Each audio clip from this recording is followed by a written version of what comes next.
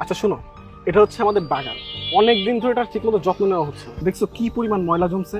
তুমি এক কাজ করো, পুরো বাগানটা ভালো মতো পরিষ্কার করবে। আর এখন বলো তোমার কত টাকা লাগবে? স্যার, এই বাগানে তো অনেক ময়লা জমছে, এটা পরিষ্কার করতে তো অনেক সময় লাগবে। আপনি আমারে 1000 টাকা দিয়ে দিন।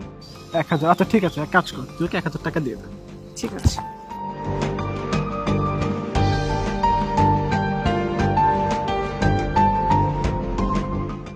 ম্যাডাম, আপনার হাতে এটা কি? আপনি এই কোচিংয়ে পড়েন? আপনি কি বিসিএস মানে প্রিপারেশন নিচ্ছেন? হ্যাঁ, আমি এই কোচিং এ পড়ি। তাছাড়া আমি বিসিএস ক্যান্ডিডেট। আর তুই কি করে জানলি? না, আসলে কি আমি এই কোচিংটা চিনি। আমার খুব ইচ্ছা ছিল যে এই কোচিংয়ে পড়ার, কিন্তু এই কোচিংয়ে তো অনেক টাকা লাগে পড়ার জন্য। এই কোচিংয়ে শুনেছি কি পড়ালেখা অনেক ভালো হয়, আর এখান থেকে বলে অনেক লোক বের হয়েছে বিসিএস ক্যাডার হয়ে। ও আচ্ছা, তার মানে তুই এইটাও জানিস যে এই কোচিং এ বিসিএস ক্যান্ডিডেটের স্টুডেন্টরা পড়াশোনা করে? যাক ভালো। আচ্ছা তুই আমাকে একটা কথা বলতো, তুই তো রাস্তা ময়লা প্রকাশ, তুই কি করে জানিস যে এই কোচিং সেন্টারে বিসিএস ক্যান্ডিডেটরা পড়াশোনা করে, বিসিএস এর প্রস্তুতি নেয়? হ্যাঁ ম্যাডাম, আমি জানি। আর আমারও খুব ইচ্ছা ছিল যে এই কোচিংয়ে পড়ুন, কারণ আমিও তো বিসিএস এর প্রস্তুতি নিতেছি। তাই কি বললি? তুই বিসিএস ক্যাডার হবি? তুই জানিস বিসিএস ক্যাডার হতে গেলে কত টাকার প্রয়োজন হয়? আর তোর মতো সামান্য একটা ময়লা পরিষ্কারকারী নাকি হবে বিসিএস ক্যাডার? হেই, তুই তো জেগে জেগে স্বপ্ন দেখছিস।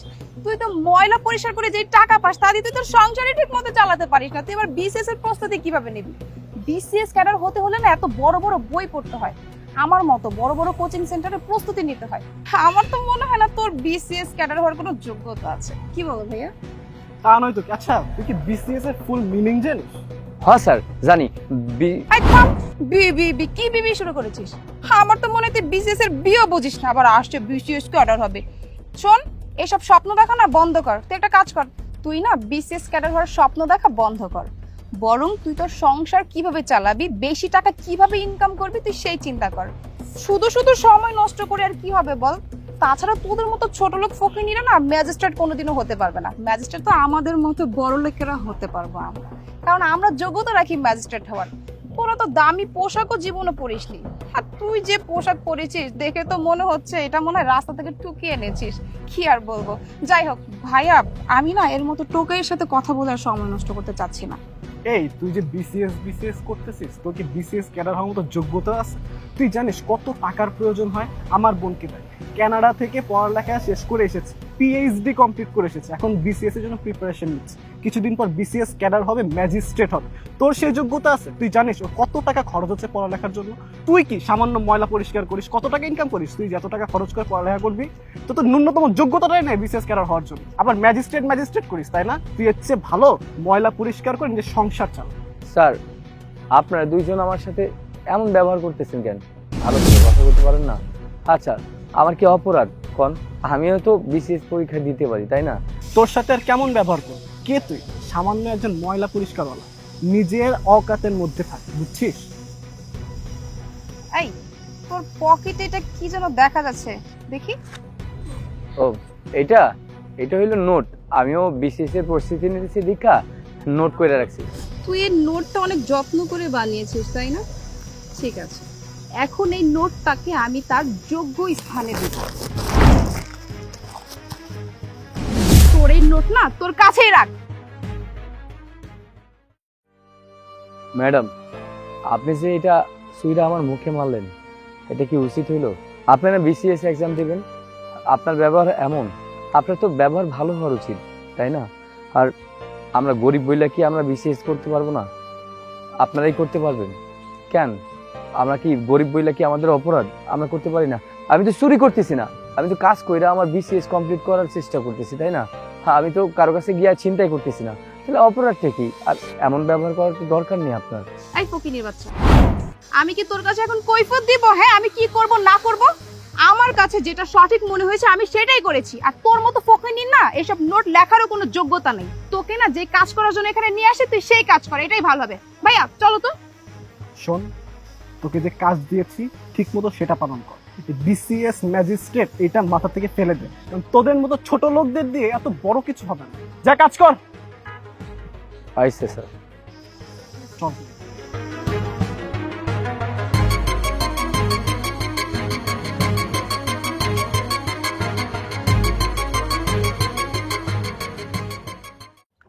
আচ্ছা তুই কি শুনেছিস আমাদের এলাকায় নতুন একজন ম্যাজিস্ট্রেট আসছে, সে নাকি এলাকায় যত 2 নম্বরে বিল্ডিং গুলো উঠতেছে সব একদম বন্ধ করে দিচ্ছে। আরে ভাইয়া তুমি কি বলো এসব? নতুন ম্যাজিস্ট্রেট আসছে তো কি হয়েছে, আমি তোমার বোন, আর এই সকল ম্যাজিস্ট্রেট না আমার পকেটে থাকে, আর আমরা কত টাকা পয়সার মালিক। এই সকল ম্যাজিস্ট্রেটকে না মোট অঙ্কের টাকা দিলে তাদের মুখ এমনিতে বন্ধ হয়ে যায়। সো তুমি এইসব নিয়ে একদম টেনশন করো না। হ্যাঁ তা তো আছে, আজকাল টাকা দিয়ে সব কেনা যায়। Wait. আচ্ছা আমাদের বাসার নিচে ওরা কারা? হ্যাঁ তাই তো, এরা দুইজন আমাদের বাসার নিচে কি করছে আর আমাদের বিল্ডিং নিয়ে কি যেন বলছে। দেখো ভাইয়া, হাতে কাগজ কলমও দেখছি। আয় তো। চলো। স্যার প্লিজ দেখেন কয়তলা করার কথা ছিল আর কয়তলা করছে, বুঝছেন? এই তোরা কারা? হ্যাঁ, আমার বিল্ডিং এর সামনে দাঁড়িয়ে আমার পারমিশন ছাড়া আমার বিল্ডিং এর তদারকি করছিস? জানেন আপনি কার সামনে দাঁড়িয়ে কথা বলছেন? জানেন উনি কে? উনি একজন ম্যাজিস্ট্রেট। ও স্যার, আমরা আসলে বুঝতে পারি নাই যে উনি ম্যাজিস্ট্রেট, তাহলে আমরা এরকম বিহেভ ওনার সাথে কখনোই করতাম না। আর বাই দ্য ওয়ে ওনাকে কেমন যেন চেনা চেনা লাগছে। আরে ভাইয়া তুমি এখনো চিনতে পাও না এই লোকটা কে? উনি হচ্ছে সেই ময়লাওয়ালাটা যে আমাদের বাগান পরিষ্কার করেছিল, কিন্তু ময়লাওয়ালাটা তো ম্যাজিস্ট্রেট হয়ে গেছে ভাইয়া। ও স্যার, আপনি সে? স্যার আমি জানতাম আপনি একদম অনেক বড় ম্যাজিস্ট্রেট হবেন। ওই যে সেদিন আপনাকে আমি ছোট করেছিলাম না, বলেছিলাম ময়লা এটা সেটা আপনাকে দিয়ে বিসিএস হবে না। আসলে স্যার আমি আপনাকে ইন্সপায়ার করেছিলাম যেন আপনি অনেক পরিশ্রম করেন এবং এরকম একটা পজিশনে আসতে পারেন স্যার। এখন এইগুলো কথা কেন বলা হচ্ছে? তখন তো আপনারা অনেক বড় বড় কথা বলেছিলেন যে একজন ময়লাওয়ালা বিসিএস ক্যাডার হতে পারে না, একজন ময়লাওয়ালা কিছু করতে পারে না, তাই না? খালি ময়লা পরিষ্কার করবে আর জীবনযাপন করবে, তাই তো? কেন তাদের কোনো স্বপ্ন নেই, তাদের কোনো ইচ্ছা নেই? আচ্ছা বলুন তো, আমি কি কারো টাকা মেরেছিলাম? আমি কি চুরি করছিলাম? না, আমি তো কষ্ট করে আমার বিসিএস এর প্রস্তুতি নিচ্ছিলাম, তাই না? আমি তো চুরি করছিলাম না। আর আপনাদের কাজ করেছিলাম তাই আপনারা টাকা দিয়েছিলেন, তাই না? আমি তো আপনাদেরকে কোনো কিছু বলিনি। আর আপনি বলেছিলেন আপনার বোন কিনা কানাডা থেকে স্টাডি করে আসছে, তাই না? আর কোথায় গেল সেই স্টাডি? আপনার বোন কি বিসিএস এ ক্যাডার হতে পারেনি? কততম পরীক্ষা দিল? নাকি আপনার মতো চুরি করছে? আপনি চুরি করানো শেখাচ্ছেন ওকে? না না প্লিজ, আপনি আমাদের সাথে এরকম করবেন না। আপনি যে অনেক বড় একজন ম্যাজিস্ট্রেট হয়েছেন এটা তো আমাদের গর্ব। তাছাড়া আপনি আমাদের সম্পর্কে তো জেনেই গেছেন যে আমরা অবৈধ বিল্ডিং এর প্রজেক্ট নির্মাণ করি। তো তাহলে আসুন না, ভালোই হয়েছে আমরা একসাথে বসি, কারণ ম্যাজিস্ট্রেটের সাথে তো আমাদের ভালো বন্ডিং রাখা উচিত, তাহলে আমাদের জন্য ভালো হবে। আর সমস্যা নাই, আমরা আপনাকে পুষিয়ে দিব। এই একদম চুপ, মুখ বন্ধ। পুষিয়ে দিবেন তাই না? আপনি কি আপনাদের মতো ভাবছেন? হ্যাঁ, চুরি বাটপারি করে টাকা নিব আমি? আমি একজন সৎ অফিসার, বুঝতে পারছেন? আর আপনারা যে অবৈধ জায়গায় এই বাড়িটা করছেন না, হ্যাঁ, আমি এটার ব্যবস্থা অবশ্যই নেব। আমি কখনো আপনাদেরকে মাফ করবো না, বুঝতে পারছেন? এই এটা জি, স্যার। এখনই স্টপ করে দাও, জি স্যার, জি। এটার কাজ যাতে বন্ধ হয়ে যায়। স্যার প্লিজ স্যার, আপনার এই 2 বছর আগের ক্ষোভ আমাদের উপর এখন দেখাবেন না স্যার। আমরা আসলে অনুতপ্ত স্যার, আমরা আর এরকম কাজ করবো না। আপনি বিশ্বাস করুন, আজ থেকে এই 2 নম্বরের সব ব্যবসা বন্ধ করে দেবো স্যার। প্লিজ স্যার, এইবারের মতো মাফ করে দিন স্যার। আমি সেদিনকার কথা ভেবে আপনাদের সাথে কোনো কিছু করছি না, আমার কথা মনে আছে। কিন্তু বিষয়টা হচ্ছে আমি একজন অফিসার, আমি আমার জবের সাথে কোনো কিছু স্যাক্রিফাইস করতে পারবো না, আর বেমানিও করতে পারবো না। আপনারা যা করেছেন সেটা অবৈধ কাজ, আর আমি অবৈধ কাজ কখনো পারমিশন দিব না। আপনাদের এই বিল্ডিংটা করতে পারবে না, এখানে স্টপ করে দিতে হবে। আর শুনুন, আপনি এবং আপনার ভাই কোনো প্রকার সিটির বাইরে যেতে পারবেন না। আর যদি একান্তই যেতে হয় স্যারের পারমিশন নিয়ে যাবেন, কথাটা যেন মনে থাকে। Sir please.